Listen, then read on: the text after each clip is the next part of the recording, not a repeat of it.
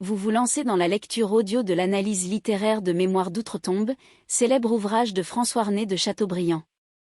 Au fil de cette lecture, vous découvrirez dans un premier temps une brève mise en contexte de l'œuvre et son auteur. Ensuite, un résumé de l'ouvrage vous sera exposé, suivi d'une analyse des personnages et des points clés du roman. Une fois ces différents points abordés, il ne nous restera plus qu'à conclure cette écoute par quelques questions qui pourront alimenter encore davantage votre réflexion. L'auteur. François René de Chateaubriand naît à Saint-Malo en 1768 dans une famille noble de négociants.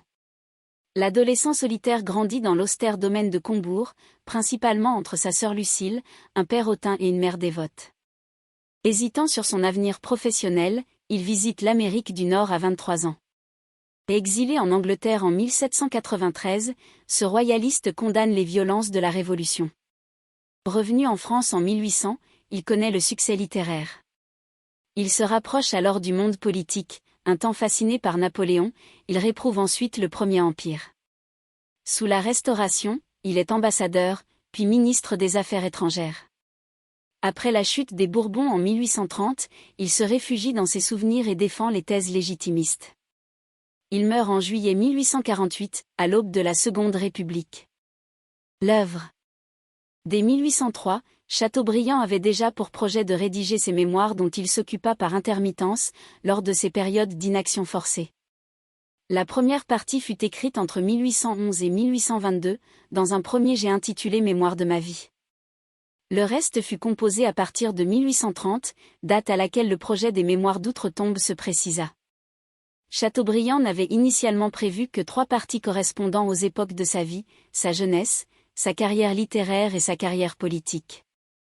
Leur rédaction achevée, il ajouta une dernière partie, avant de revoir et d'étoffer les parties centrales. En fin de compte, les mémoires comprennent 42 livres répartis en 4 gros tomes et suivis d'une longue conclusion. Leur parution posthume, 1848, en feuilleton dans la presse succède à 45 ans de maturation et d'élaboration. Résumé. Avant-propos ou préface testamentaire. Chateaubriand ajoute ce texte liminaire à l'approche de ses 78 ans. Il y explique que les différentes parties de ses mémoires correspondent aux différentes étapes de sa vie. Il évoque également les difficultés rencontrées pour organiser leur publication posthume et pour préparer son propre tombeau. Première partie. Livre 1-2, 1768 à 1783.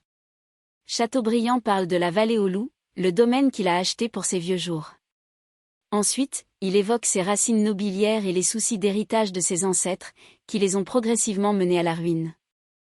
C'est dans ce contexte que René, le père de l'auteur, décide de quitter sa famille en s'engageant dans la marine française. Après cette carrière militaire, il fait fortune aux Amériques, par différents commerces, avant de s'installer à Saint-Malo.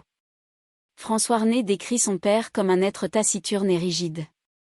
Ce personnage contraste avec la mère de l'écrivain, Apolline de Bedée, une femme imaginative, cultivée et vive, mais petite et laide, et que la vie avec cet homme froid a rendu peu à peu mélancolique. L'auteur évoque ensuite la naissance de ses frères et sœurs, dont seuls survécurent Jean-Baptiste et 4 filles. François René est le dernier de la fratrie. Il est très proche de sa sœur Lucile. C'est un enfant rêveur, dissipé à l'école, qui grandit dans un univers morose. On l'inscrit au collège de Dole puis à Rennes, tandis qu'il passe ses vacances dans le domaine familial de Combourg. Livre 3, 1783 à 1786. Chateaubriand se rappelle ses rêveries d'adolescent, ses délires amoureux ainsi que ses premières inspirations poétiques. Ensuite, le jeune homme entre à l'armée. Avant de partir, il a une entrevue avec son père, qu'il voit pour la dernière fois. Livre 4V, 1786 à 1791. François René relate son arrivée dans la capitale, le décès de son père et sa vie de garnison. On le présente à la cour et il s'initie à la vie littéraire parisienne. Les prémices de la Révolution se manifestent et Chateaubriand ne revient à Paris qu'en juin 1789. Il narre la prise de la Bastille, son effet sur la cour de France, décrit l'Assemblée constituante et Robespierre. Livre 6-8, 1791 à 1792. Sur un coup de tête, François René embarque à Saint-Malo, passe par l'Angleterre et arrive sur la côte de l'Amérique. Il dépeint les autochtones qu'il rencontre et distingue les différentes tribus. La nature splendide et Nous espérons que vous avez apprécié cet aperçu. Pour continuer à écouter ce livre audio sur Google Play Livres, utilisez le lien dans la description de la vidéo.